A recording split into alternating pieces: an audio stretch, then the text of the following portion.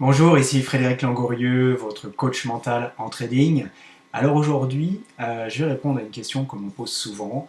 C'est la question tout simplement, est-ce que tout le monde peut réussir en trading? Alors c'est une question que beaucoup se posent, évidemment, et que peut-être tu t'es posé aussi lorsque justement on a une mauvaise journée, lorsque ça ne marche pas, lorsqu'on a des doutes.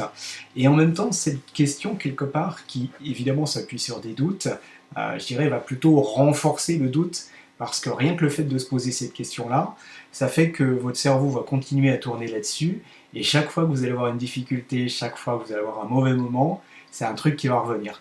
Donc, c'est à la fois une question qui, évidemment, je dirais, est un petit peu logique à certains moments, mais en même temps, ne va pas obligatoirement vous servir.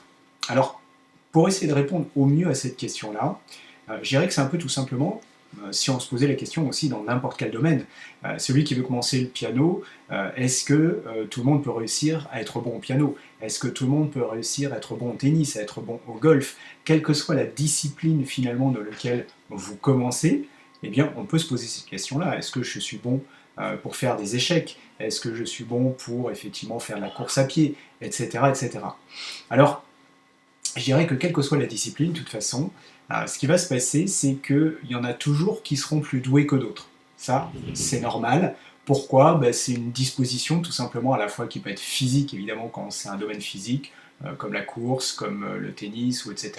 Ça peut être une disposition, je dirais, de fonctionnement du cerveau aussi, par rapport aux échecs par exemple. Ça peut être aussi tout simplement une disposition mentale, d'habitude.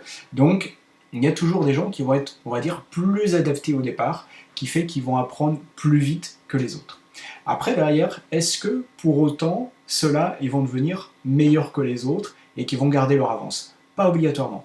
Pourquoi? Parce que, en fait, le talent de départ qui fait qu'on va apprendre vite une discipline, c'est pas obligatoirement un facteur de réussite sur le long terme. Pourquoi? Parce que, à un moment donné, les facteurs de réussite sur le long terme, c'est quoi? C'est plutôt, en fait, le travail, l'engagement, la discipline, la rigueur avec lequel on va justement continuer cette discipline. Parce que qu'on commence la guitare, par exemple le violon, vous savez, les disciplines justement dans la musique, on se rend bien compte que au départ, parfois, c'est pas facile du tout, ça demande beaucoup de travail, justement, parce que il faut forger, je dirais, l'adresse au niveau de la main, par exemple, si c'est la guitare. Ça peut être effectivement apprendre aussi le solfège, qui n'est pas obligatoirement facile au départ, etc., etc. Donc, en fait, pour moi, les facteurs principaux de réussite, c'est pas obligatoirement votre talent de départ. D'accord? Pourquoi? Parce qu'on peut être doué pour un truc au départ, mais finalement on va abandonner, on va pas travailler suffisamment, et en fait on va pas réussir.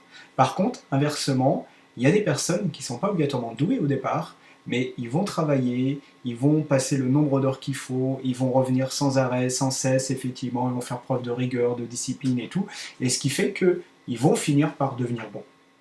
Donc, je pense que quelle que soit la discipline, au fond, le travail est beaucoup plus un facteur de réussite, et en trading, c'est exactement la même chose. Au départ, on peut être doué ou pas doué.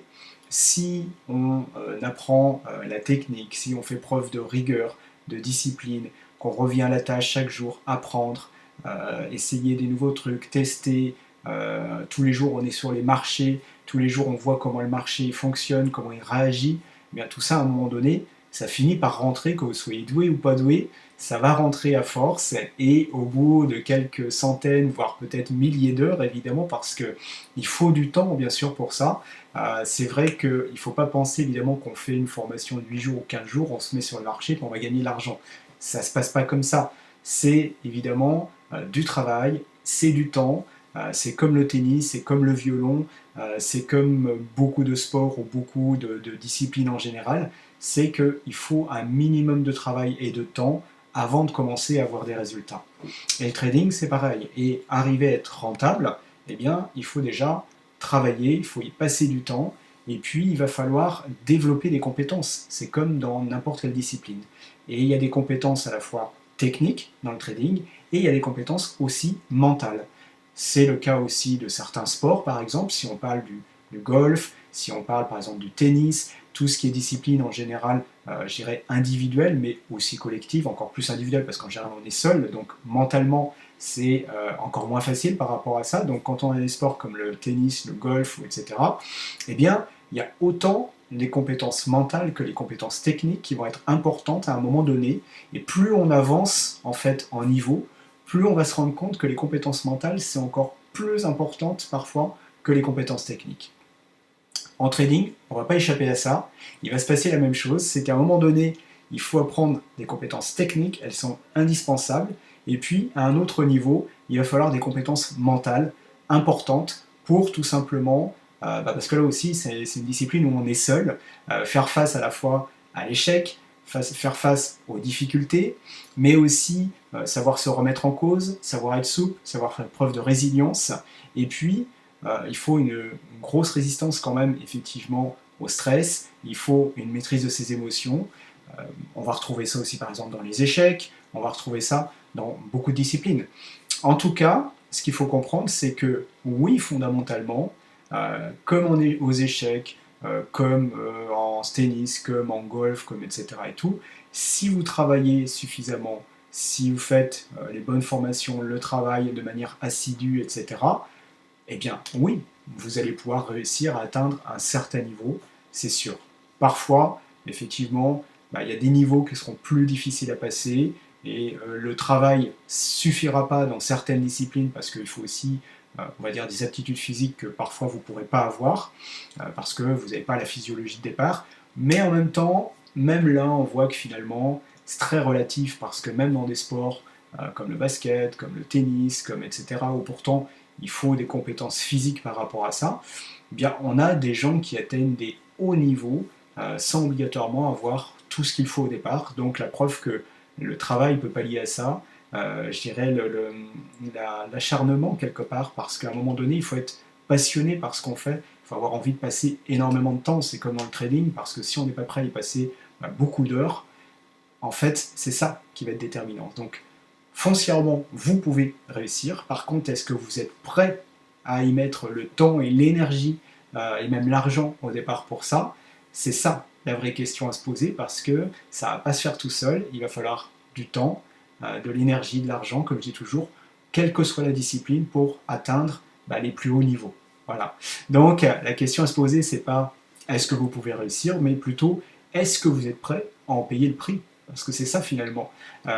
Si on veut courir 100 km, un marathon, faire du triathlon, on sait qu'il va falloir faire des heures et des heures d'entraînement, en fait. Ça ne va pas venir du jour au lendemain. C'est la même chose. Et il va falloir passer du temps, si vous voulez faire un triathlon, à courir, à faire du vélo, effectivement à nager.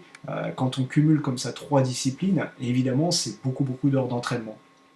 Et il faut vraiment avoir envie, à un moment donné, de passer toutes ces heures pour justement réussir.